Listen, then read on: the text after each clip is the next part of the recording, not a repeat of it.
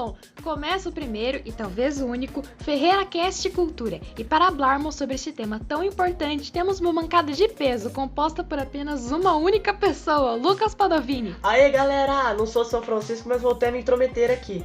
E o podcast é apresentado e editado por mim, Fernanda Mourart.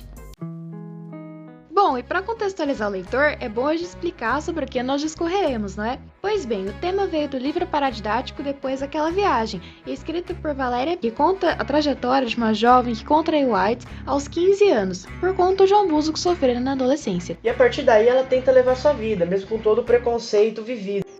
E o paciente emagrecia, definhava até falecer, o que amedrontava muito a população e as vítimas, né? Agora sim, direto ao tema, eutanásia. Então, no Brasil, a eutanásia é crime, mas a ortotanásia não. Na verdade a eutanásia ela tem a questão do impacto, né, da sociedade, mesmo porque nós estamos falando de uma morte praticamente instantânea, enquanto a ortotanásia é um processo mais natural, mais suavizado do processo, né, da doença. Então por isso ainda a eutanásia no Brasil é crime e a ortotanásia já é bem mais aceita. É muito fácil a gente visualizar vários exemplos de pacientes que passaram pelo processo de ortotanásia no final da vida. Como o exemplo do meu tio-avô, Francisco Bento, no qual ele passou por este processo, então os médicos, juntamente com a família, decidiram por dar fim à vida dele de uma forma mais leve, né? E assim, nesses casos, o paciente, ele recebe mais remédios para amenizar a dor, porque esses pacientes sentem muita dor.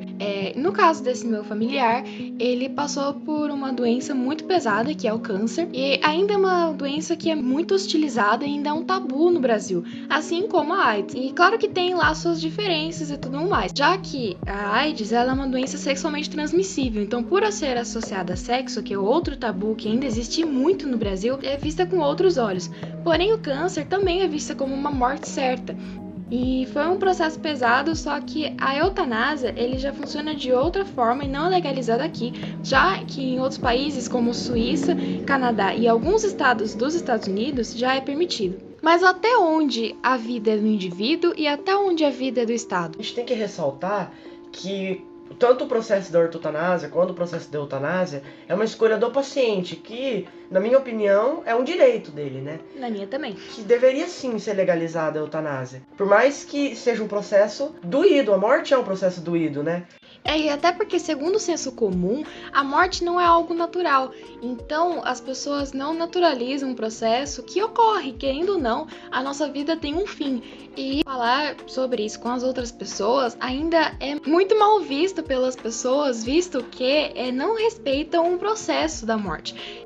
Mas essa questão assim da intervenção do Estado tem atrapalhado e tem feito mais indivíduos sofrer por mais tempo com uma doença em estado terminal, o exemplo da AIDS ou do câncer em níveis já muito altos, né, muito acentuados, avançados, assim, né? Então o Estado brasileiro, com muitos argumentos religiosos, ele proíbe essa atitude. Porém, o Estado brasileiro é laico, o que entra em um certo impasse entre os argumentos religiosos e argumentos científicos, portanto laicos. E até puxando, né, fazendo um link com essa questão da religião, um vídeo da GNT, que uma advogada, Luciana D'Adalto, participou, um pastor foi convidado e ele até teve alguns momentos que destratou a doutora pelo fato dela ser a favor da eutanásia. E nesse debate eles chamaram 3 pessoas, uma doutora que conta na perspectiva de uma médica, de um profissional da área da saúde, uma mulher que já passou pelo estado de câncer e tudo mais, que ela passou pela experiência, pela perspectiva de um paciente, de alguém que realmente sofreu, e ela fala muito por quem está neste estado. E por fim, um pastor.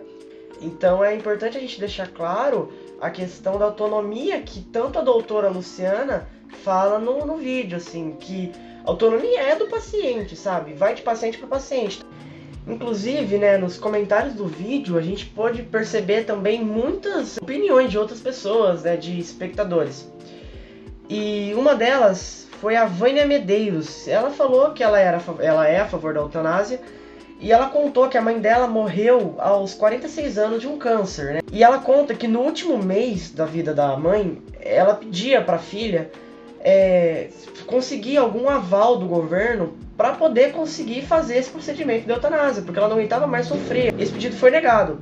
E que é triste, né? É triste ainda mais para uma filha que passou por todos os traumas e com certeza tem traumas até hoje de ter visto a mãe nessa situação. E que volta ao livro porque a própria autora, Valésia Piozzi, ela passou pela situação de estar internada em um hospital com AIDS já no estado avançado e por conta da AIDS ela desenvolveu uma anemia também muito forte, né? Então ela não tinha muita vontade de comer e tudo mais, então ela explica na perspectiva dela. E o que nos fez levar em consideração a eutanásia quando nos foi proposto um trabalho sobre o livro depois daquela viagem, está na página 256.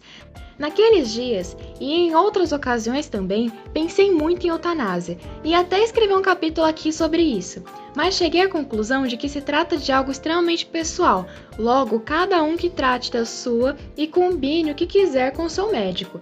Acredito que todo ser humano sabe exatamente sua hora de morrer, e só espero que respeitem a minha opinião.